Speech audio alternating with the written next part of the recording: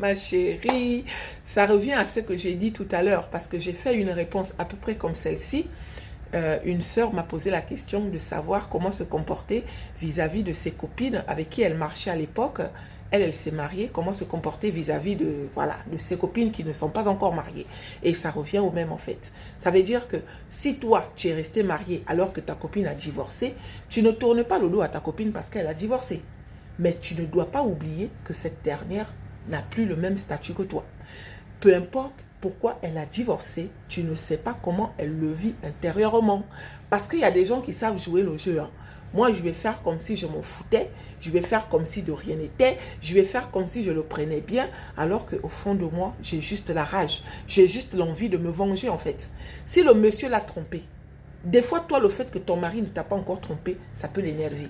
Si le monsieur l'a cocufié, des fois, toi, le fait que ton mari ne t'a pas encore cocufié, ça peut l'énerver. Et des fois même, le fait que ton mari ne l'a pas encore fait, elle est capable de te montrer que ton mari aussi peut le faire en mettant certains plans sur le tapis.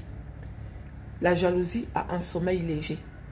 Je ne dis pas que cette dernière est méchante, parce que des fois aussi, nos maris là, tu comprends non? Le fait de savoir que ta copine est maintenant divorcée, des fois lui aussi, il peut te bondir pour aller voir ta copine. Donc on reste sur nos gardes. Mais si vous n'avez plus le même statut, ma chérie, peu importe la relation que tu avais avec cette dernière, tu ne dois pas oublier qu'aujourd'hui, vous n'avez plus le même statut. Donc, il y a des choses que tu vis dans ta vie de couple. Ça veut dire que vous pouvez tout partager.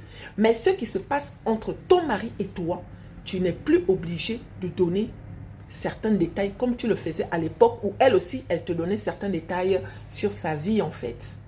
Tu comprends, non? Aïe, préservons nos vies.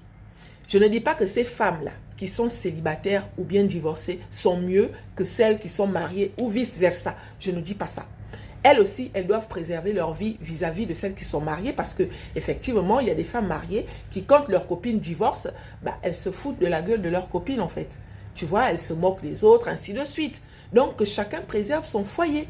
Toi qui as divorcé, si ta copine est toujours mariée, qu'est-ce que tu dois faire? Juste, tu oublies qu'aujourd'hui, tu n'es plus marié. Plutôt, tu te souviens qu'elle, elle est toujours mariée et que toi, tu n'es plus marié. Donc, il y a des jours où des fois, quand tu viendras lui raconter tes problèmes, ça peut, voilà, ça peut aussi créer certains mauvais trucs. Genre, elle me fatigue, il fallait qu'elle garde son mari. C'est comment? C'est quoi même? Tu comprends donc? C'est comme ça, c'est vice-versa en fait. Hein, ma chérie? En tout cas, j'espère que je t'ai répondu.